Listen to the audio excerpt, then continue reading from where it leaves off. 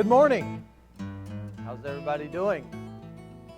So, Keith asked me to come speak to you today regarding kind of the focus around perennial pasture systems and really how does that relate back to our ecology in our area, and how do we work within that framework? Because many times when we think about soil health, we think about no-till, we think about cropland, but most of the principles that we follow or that we've been taught to follow are largely principles that we've been following for many, many years on native rangeland. So today what we'll do is we'll talk a little bit about the principles that we want to try to follow and how those correlate with rangeland and pasture land. So I work for the Noble Research Institute and formerly the Noble Foundation. We work primarily in the southern Great Plains, Kansas, Texas, and Oklahoma. We work with, in any given year, roughly about 2,000 producers. We provide consultation services. A bunch of the Noble guys are over there. When we look at the demographics and the acreage and the land use of the operations that we work with, about 2/3 of that land area is rangeland. About 1/3 of it, and some cropland, but 1/3 is introduced or introduced forage-based pasture systems. So when we talk about pastures, we don't mean just the South 40, right? It's a pasture, right? We're talking about introduced systems. So let's talk about what the characteristics are of each of these. Some of you may or may not understand or know what the differences are between rangeland and pasture. So largely we're talking about native lands, native landscapes, large expansive landscapes, mostly, not always, but largely in the central part of the United States and west. They both have a mixture of C3 and C4 plants, which means they're either cool season plants that grow early in the fall, through the winter, early in the spring, or they're warm season plants, which are plants like we're most familiar with. Plants like big and little blue stem, Indian grass, switchgrass. Those are our big tall grass prairie type species. They're all warm season perennials. Rangelands also provide a tremendous amount of ecosystem services, not just the production of the forage species that they grow. They also provide the livestock production, wildlife habitat, which is very important and growing much more so as we work down that road. But they're highly variable in terms of how we look at those soils. I know you've all probably seen a soils map, and it just looks like this smattering of colors. Well, that's the inherent variability of rangelands. The soils can be different. Geologic time has made those soils with different capabilities, different chemical and physical attributes, and largely a lot of the biology is different in some of those as well. Topography, climatic issues, all of those things are different from add to the complexity and the variability in a rangeland system. Many of us think that just because there's not very many inputs, that it's easy to manage rangeland. I would argue that it's harder to manage a native system with dynamic plant communities than it is to manage a monoculture of, say, Bermuda grass. It's much more difficult and dynamic to deal with a system like this than it is to deal with a single species. So, we're here to talk about a movement, right? A soil health movement. No movement will move forward without the science to back it up. So we have to have data to support our claims, right? The trouble with the soil health movement, and it's really not trouble, but the fact is that producers are largely 20 years ahead of the science.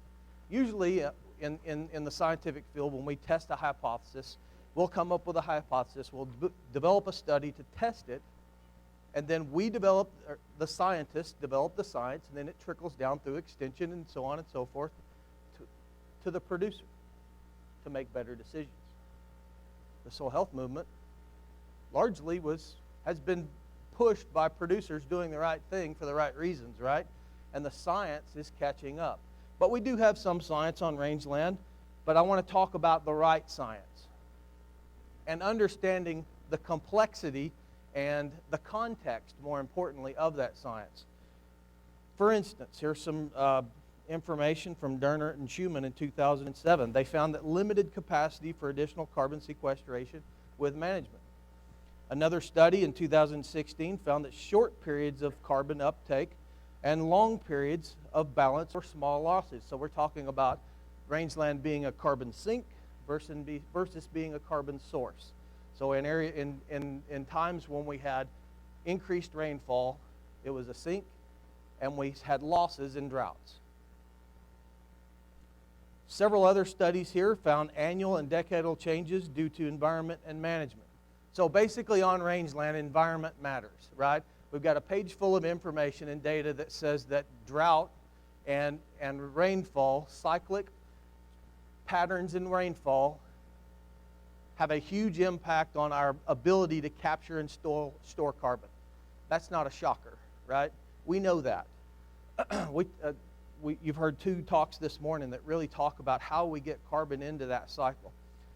What I want to point out with this is that I'm not saying that this science is wrong. It is right, but let's understand the context of what they're trying to say. All of these studies, most of these studies, I'll put it that way, were taken in western rangelands where we just don't, I'm talking about short grass prairies, like right here. Short grass prairie systems right up in here where a bumper crop of blue grama might produce 1,500 pounds of production. It takes roots and it takes development and cycling and all of those things to work to build carbon in the soil. So what I'm trying to say is understand the context. What I'm afraid of with some of this science is that someone will read a study that was done on rangeland in the short grass steppe of western or eastern Colorado, and they'll just say, well, we can't store any carbon on rangeland now, when that's most certainly the contrary, and you'll hear some very good systems-focused research from Dr. Teague later or tomorrow. Most of this science and a lot of these studies have been focused, they're reductionist in thinking. So they want to test one specific thing, right? I want to see if we can have a control, and I want to keep everything else the same, and I want to test this. The trouble with that is we tend to take things out of context when that happens. We don't understand the dynamics of studying the entire system. Our business, our ecology, none of it works in a vacuum, right? Agriculture does not work in a vacuum. We have multiple dynamic functioning systems. Here's another study that's quoted by a lot of the detractors. In 2008 was published. There are 6 different rangeland sites here. They studied this site and measured the carbon flux for 6 years. And they found that 2 of them were actually a source, and 4 of them were just barely a sink. Now, let's put it into context. This is on native rangeland. It was measured for 6 years. Here's what they don't tell you. All of those sites were undisturbed or ungrazed. My friends, rangeland needs a cow on it. Rangeland needs to be grazed. Those plants evolved under disturbance. They evolved under having some sort of grazing pressure. Now, how we manipulate and manage that grazing is a different conversation. The point is that they must be grazed to be a functioning. That is a 6-year-old broken system, yet it's being published as fact. So let's talk a little bit about pasture. Pasture, as you all know, that they're primarily used for introduced forages. In our part of the world, it's primarily Bermuda grass. As we move east, you get into some of the tall fescue, into that fescue belt. As we move west, you get into some of the pasture, maybe Klein grass or some of the old world blue stems, the WW dolls of the world. These are all typically managed as monocultures. Um, again, nature hates monocultures. That's why we spray weeds, right? Mother Nature's trying to make it not a monoculture. Yet we keep trying to make it one. So we need to figure out ways to work with her rather than against her. Typically, cultural inputs, synthetic fertility, hay management, all of these things are tied to pasture lands, typically on a smaller scale. They're not anywhere near the scale of those characteristics.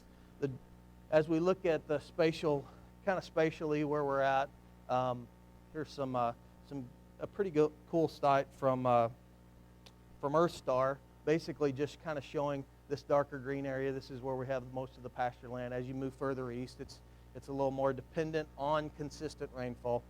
As we move western, we get into more rangeland. The thing about both systems, and here's where we'll start to move the train back together. How we manage those systems are very similar. But if we focus on ecological principles and not practices. So let's take practices out of our minds. So let's not talk about brush management or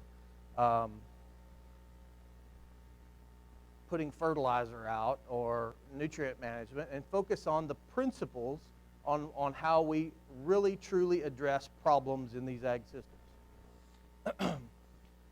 Soils are extremely important. We've heard a lot about carbon today. This is a quote from our founder that says, "No civilization has outlived the usefulness of its soils.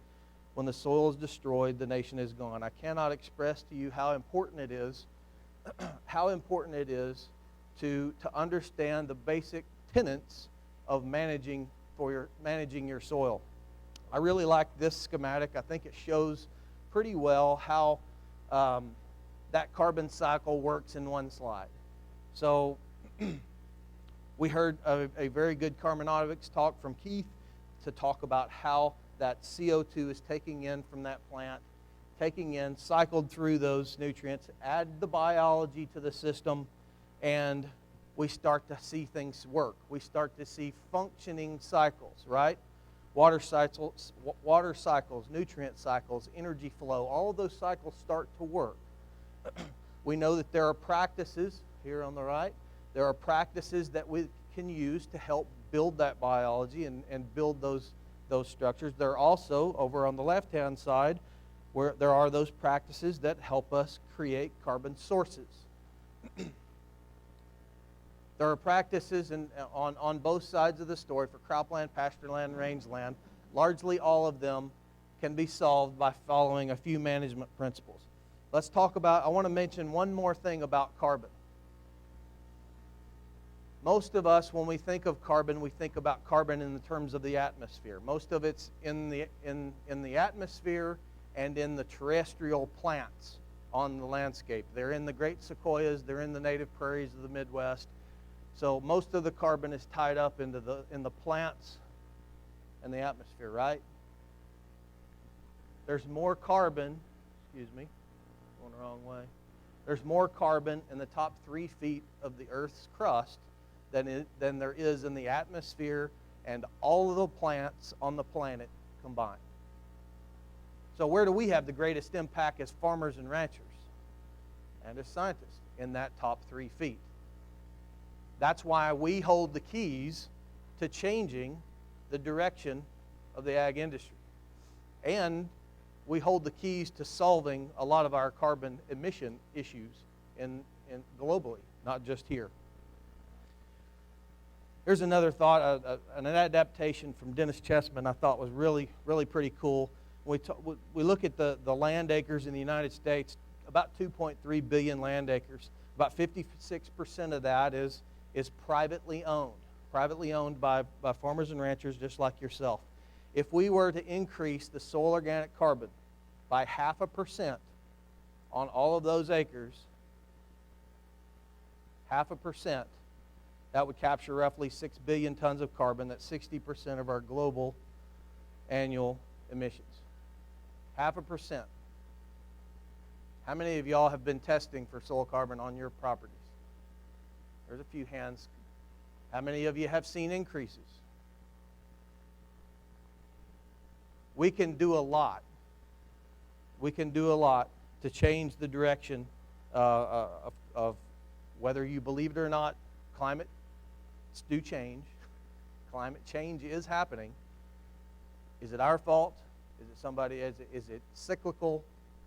I'm not going to get into the argument today. But what I can say is climates are changing, and how we affect our landscape has a huge effect on the potential direction. So I mentioned 5 principles. These are the principles that you typically want to follow when we're managing for soil health, when we're managing for healthy soils and we want to build carbon. You've already heard it once this morning. The first and foremost is keep the soil covered. Second, now I'm going to put a range and pasture sort of twist, a perennial pasture twist on this. I'm going to focus on optimizing disturbances. When we talk about, when you see these principles on cropland, most of the time they'll say minimize disturbances. I don't want to minimize disturbances because rangelands, for sure, are a disturbance-dependent ecology. They have to be disturbed to stay a prairie. A prairie has to be disturbed to stay a prairie. How did the prairie stay a prairie? It burned, right? It was grazed by large ungulates and then left with long periods of recovery. And then it'd burn again. We'll get into that more later. Increase plant diversity. There's multiple ways to get there. We're going to talk about each of these and how they relate to range and pasture. Keep a live, living root in the ground year-round, and proper livestock integration. Not livestock integration, proper livestock integration. That means having a plan, understanding what your stocking rate is, understanding how you can manipulate those plants with stock density. That's proper integration of livestock. So, keeping the ground covered, why is it important? You heard a very good explanation by Nathan Hale this morning and a good explanation from Keith on why we need to keep those covered. I'll just talk about a few of those. Really, it focuses around preventing erosion. We cannot build soil health if the soil is moving. It has to stay in one spot, right? Pretty intuitive. Limits water loss from evaporation, reduces hoof action and compaction, carbon to build organic matter, food for the microbes. We've heard all the reasons that keeping the ground is covered is so vitally important. And I can't stress it enough that if you only take away one thing, figure out more ways to keep your ground covered and reduce bare ground. Bare ground is enemy number one if you want to build healthy soils. Let's talk about why water is important. As farmers and ranchers, we don't have to tell each other why it's important, but I think it's interesting to note that most of you have seen this graphic. We're talking about a growing population, an urban population, up to and upwards of 9 billion people by 2050. I haven't looked at my watch this morning, but it's already 2017. We're moving in that direction quite rapidly. Here are some quotes from some information from C-Metrics talking about water. Water has grown more than twice the rate of the population. Water demand, or water use, has grown at more than twice the rate of the population increase in the last century. So not only are we growing by leaps and bounds in terms of the human population, we're using twice as much water to get there. 2/3 of the world's population is projected to face a water scarcity by 2025. 2025 is not very far from now. And that's 66% of the earth is projected to face some level of water scarcity. I like this last one. An estimated 1 billion in population growth, which is what we're expecting by 2050. Global agriculture alone will require an additional trillion cubic meters of water. That's equal to the annual flow of 20 Nile rivers or 100 Colorado rivers. That's a lot of water, guys. So, are we going to make more water? Going to make more land? No. We have to be more efficient in how we use the water that we receive. We can't make it rain, but we can most certainly manipulate and manage the rainfall that we get and keep it in our soil. How do you do that? You build a bigger sponge. You build a soil that has the capacity to hold the water that you get. We can't manage droughts.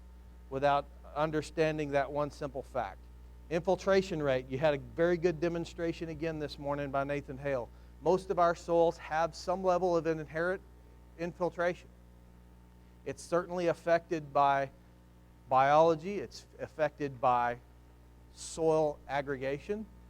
Why is it affected by soil aggregation? Because as we aggregate those soil particles, what happens between those soil particles? We start to have more pore space, right? So as we build organic matter, we open those pore spaces up. That basically adds a highway for that water to enter and infiltrate into that soil. So as we increase organic matter, we typically increase pore space as well. Some more data on soil and soil carbon and water. This is from Jones in 2006, where he looked at or measured those soil organic concentrations and look at the increase in water holding capacity.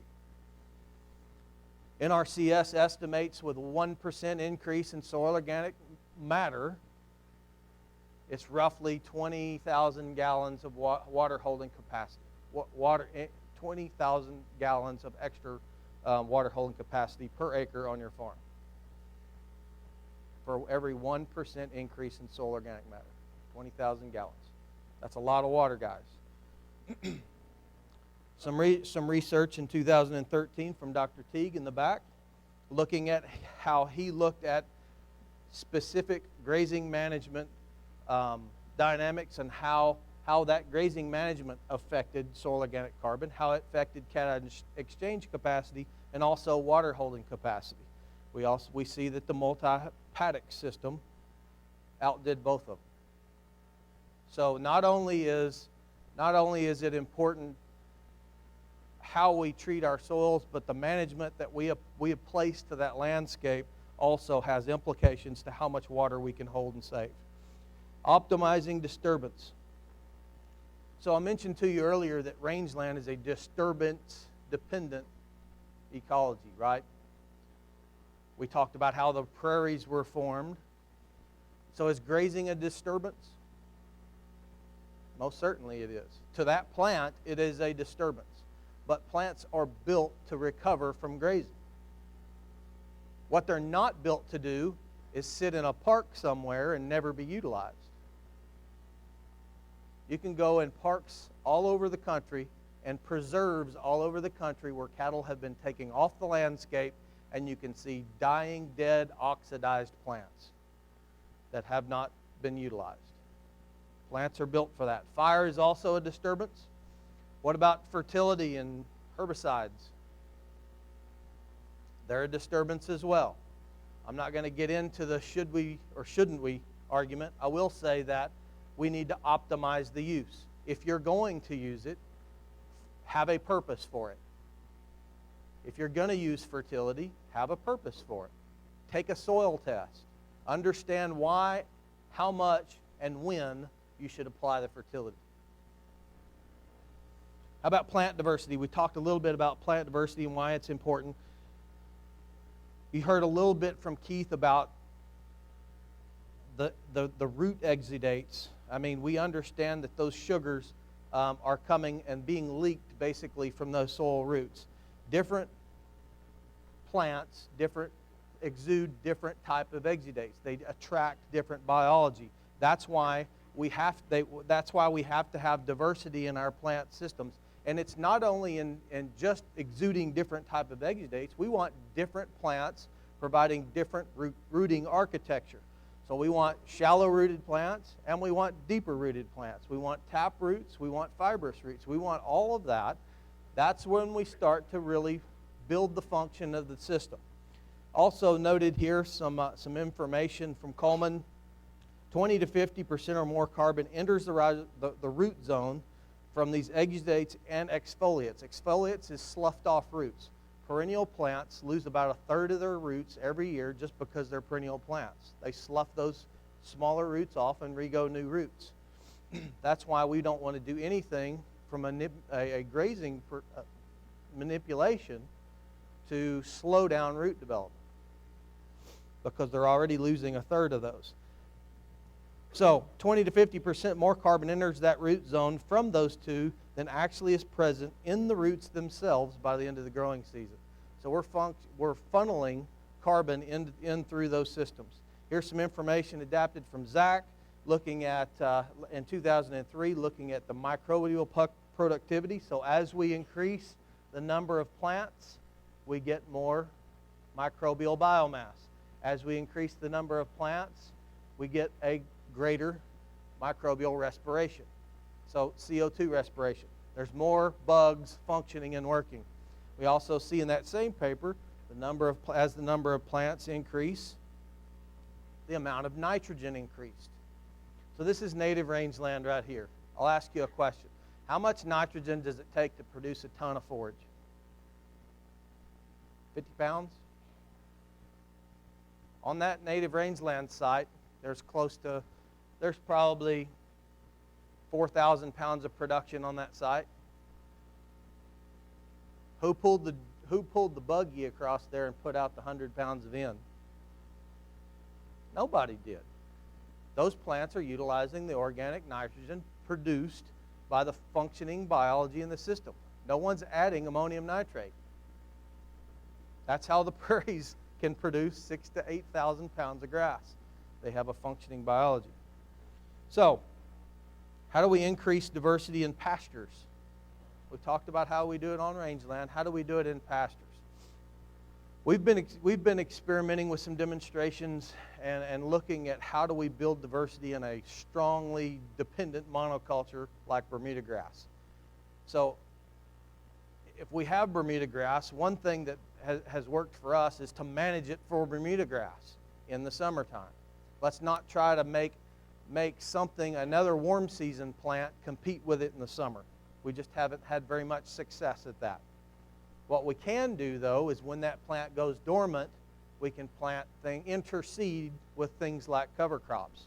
So this past year, we got some seed from our friends at Green Cover, planted 11 species, cool season mix. There was all five small grains and 6 legumes. We planted at about 50 pounds per acre. We interseeded in the fall. We did add 30 pounds of in-row phosphorus. We felt like that really helped us with seedling establishment, and the site showed it. On sites where we did not add the in-row phosphorus, our stand didn't start as well, and where we did had the in-row phosphorus, we just felt like we had a lot better stand establishment. We grazed bred heifers on those in 10-acre paddocks and moved them every 2 to 3 days based on the utilization. So we wanted about 50% utilization, and then we moved them off. We weren't doing really high stock density, ultra high stock density grazing, but we also didn't just kick the gate open and unload the trailer. So moving every 2 to 3 days on 10-acre paddocks. We produced about just shy of 2 tons per acre on that's a Bermuda grass field. About 3,500 pounds of production. Again, 2 to 3 day moves. You can see our fence there. That's a little more utilization than I would like to see, to be honest with you. I don't want to see those areas. I want to see some trampling and about 50% of that utilization, Jan, and then we'll move to the next area. So let's look at the cost of what that cost us. One other thing I want to mention before we get there. When we talk about overseeding and interseeding, we've really have not had a tremendous amount of luck interseeding with fall-planted Bermuda grass into a sod and having any kind of fall production. We have had it on good years, but you almost have to terminate the Bermuda grass with, say, a quart of Roundup in, say, middle of September or end of September to get that Bermuda grass to stop to have any chance of having anything in the fall. It just hasn't been very consistent for us. I'll talk a little bit about that in a minute.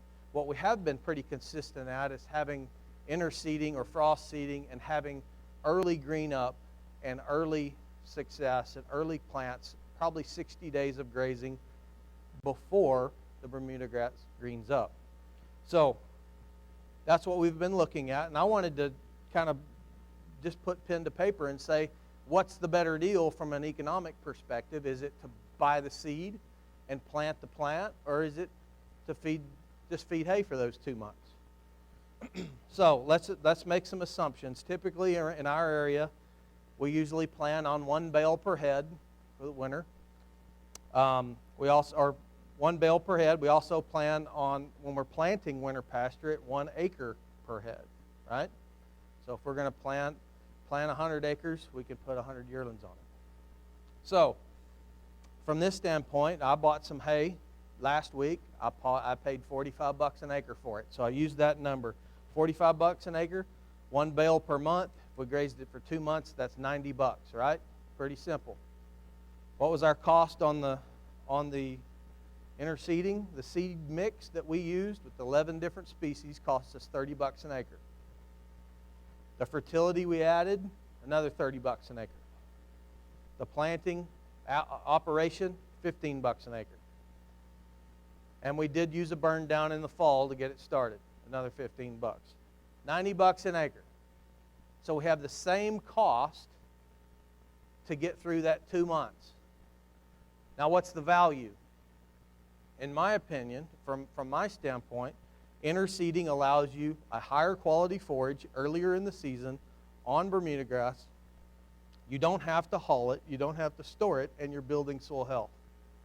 That's not to say that feeding hay is a bad thing, but from our perspective, there are a lot of additional benefits to having the multi-species cover out there over that's over just feeding hay out of a hay ring.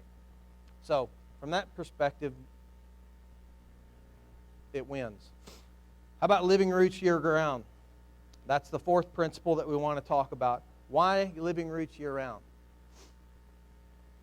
Why would we want living roots growing all the time?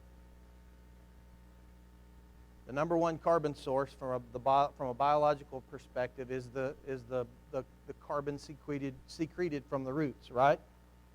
So we want that going all the time. If we have a system like a Bermuda grass field where it's completely dormant in the winter, we really don't have that bacteria and that biology have to find another source of their carbon, right? So they'll move to utilizing other organic sources of carbon rather than root exudates. Jastro in 87 and in 90 indicated the formation of water-stable aggregates is related to the biomass of roots as well as the composition of that plant community. So having that living root in the ground. Mycorrhizal associations influence the characteristics of root exudates that shape the composition and activity within the rooting zone. Keith did a really good job of explaining how important the fungal component is. We talk a lot about bacteria, and we don't talk near enough about the application and the benefits of soil fungi. Those associations that are built, and I'll talk a bit about that in just a second. Roots of different species also vary their composition of root exudates. When we talk about sugars, it's not like they're just exuding Karo syrup, right? They're exuding multiple different metabolites. When we look at this is some information from Go on a tall fescue plant. That plant produced 132 different root exudate compounds and metabolites. So it's not, and they used markers to determine how many. So it's not just sugars, it's multiple different exudates coming out of that root, and each of those different exudates are drawing different biology. That's how we start to get the system moving and ginning in the right direction.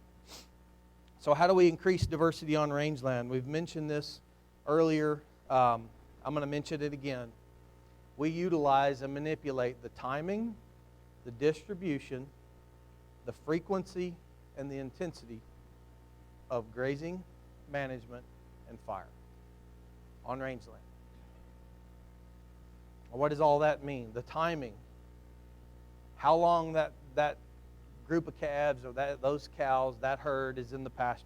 The distribution, how well are they distributed across the ranch?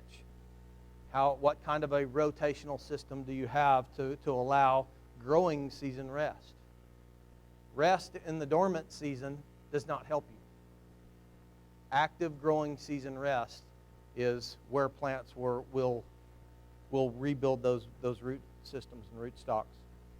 Frequency, how fast do we come back, and then intensity, how hard did we graze it? All of those things can be manipulated through a grazing management plan to increase diversity on rangeland. The same can be said about prescribed fire. Prescribed fire often gets a bad rap or a black eye in the soil health arena, because when we burn, we're burning off carbon, right? So what about the carbon? Carbon is important, but it's also an opportunity for us to increase that carbon flux with following growth. So just to reiterate, every square inch of this state was historically burned. Every square inch. So this is some information from Keith Blair. I know you guys probably can't see that. But here in the rolling plains, this area right here, that top number is the estimated fire frequency. So what was the return interval? How many years did it go from being burned? Okay, so it burned here, year one. How long did it take to come back? The second number into there, in our area here, 2.8 million acres, is how many acres burned every year. So just in this area, historically, lightning fires, Indian lit fires, historically, this area has a fire return interval of about every 10 years.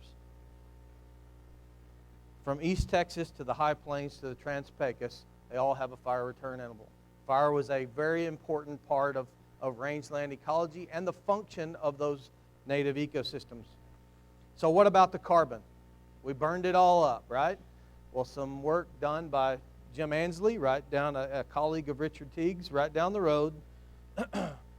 He studied burning across multiple years and measured CO2 fluctuations pre and post fire on burned and unburned sites.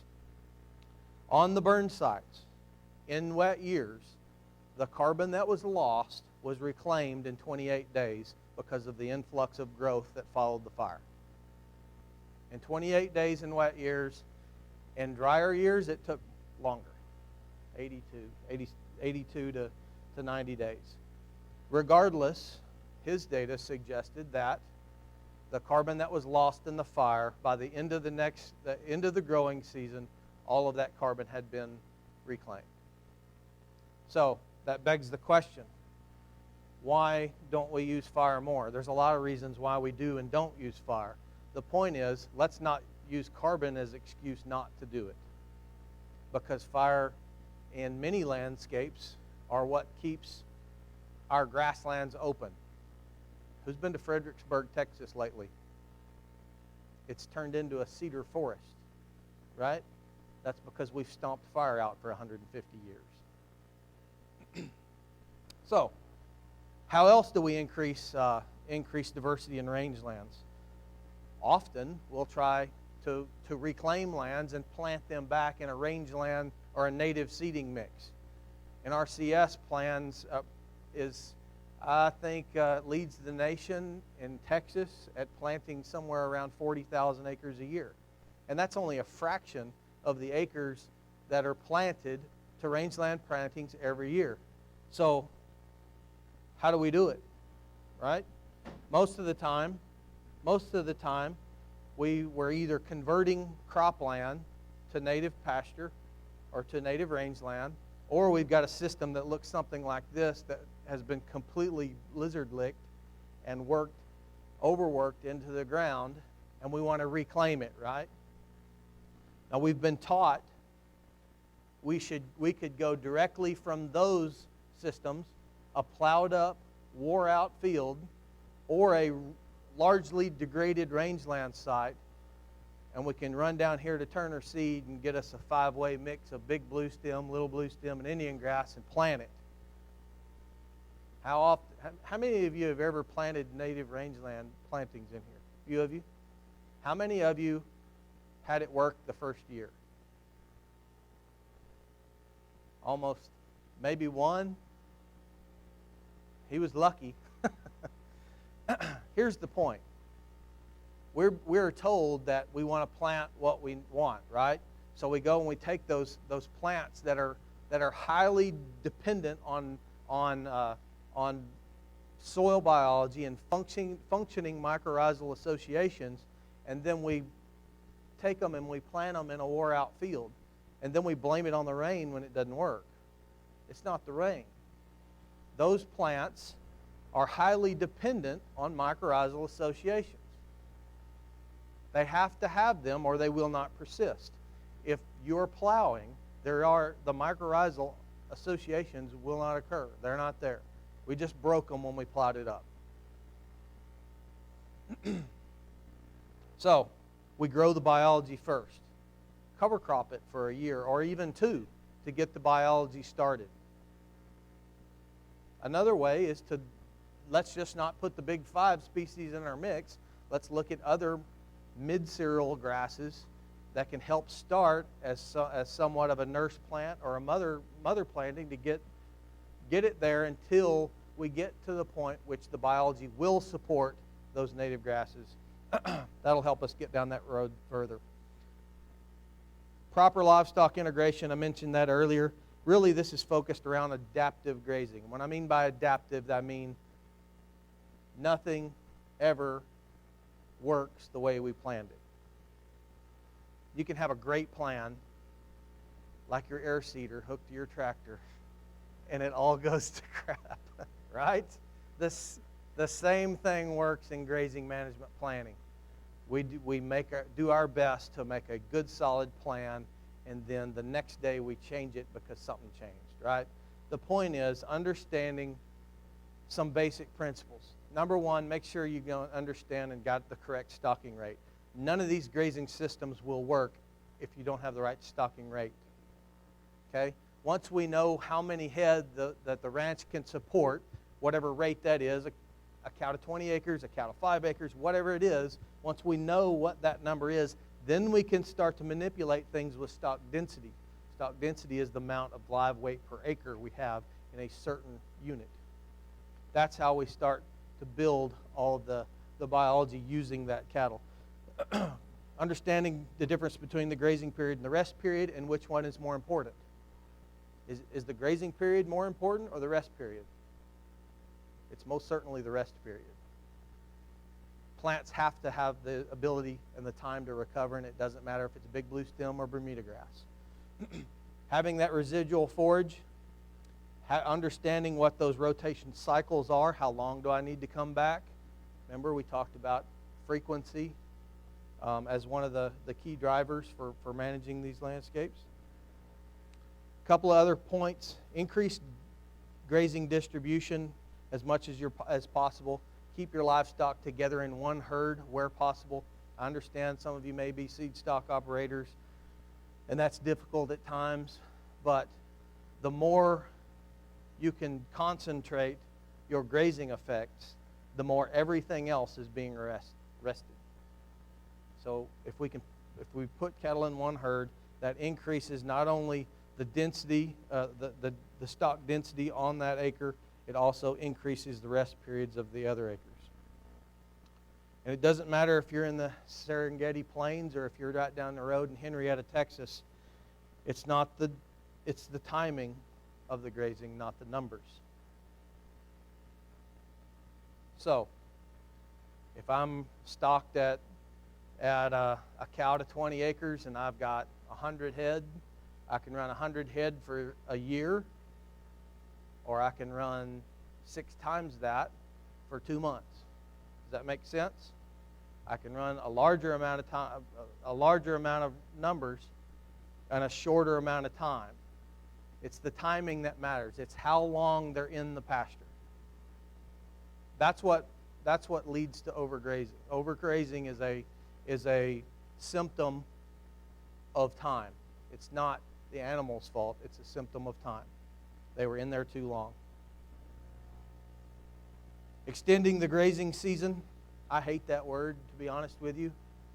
In my opinion, the grazing season starts January 31st and it ends, or January 1st and it ends December 31st. There isn't a grazing season, right? But what we're talking about there is extending and filling some of those forage gaps.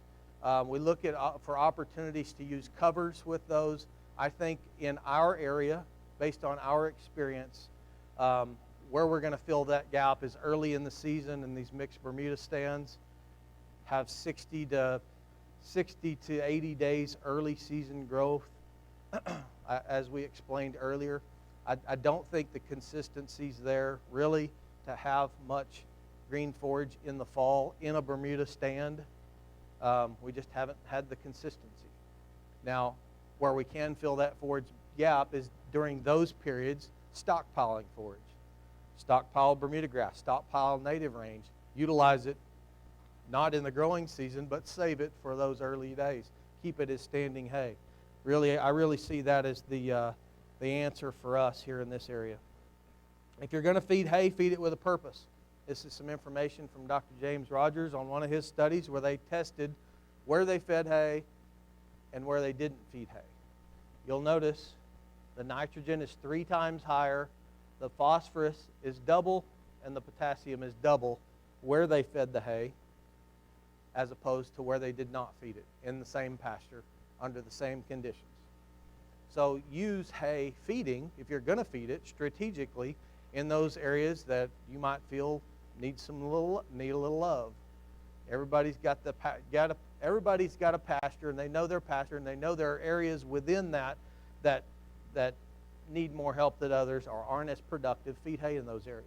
Try to increase the biology there.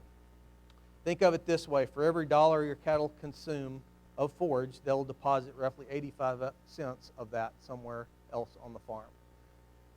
The reason that number comes up is that cattle will recycle about 85% of the nutrients they consume. Goes back out on the farm.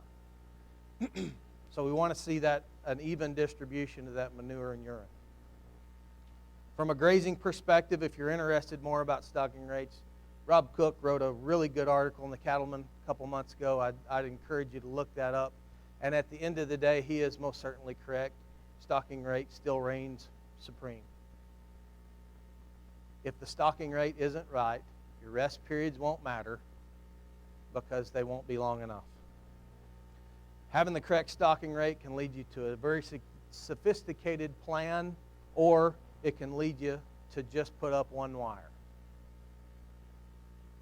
Johnny Rogers, a rancher in South Carolina, talks about the benefits of just putting up one wire. Close one gate and see the difference. The difference can be amazing, and it can start you down the path of building something much more complex and informative. The key is to build a framework for land stewardship upon your property. Don't focus on what everybody else is doing, but understand those principles that we talked about and how do those principles apply to your ranch or your farm. I'll leave you with a couple of slides. This one's somewhat sobering. This is a picture from Brian Nichols out in western Oklahoma. He sent this in to us, and I attached this quote from the UN. Humanity loses another 0.3% of our global food production capacity each year to soil erosion and degradation.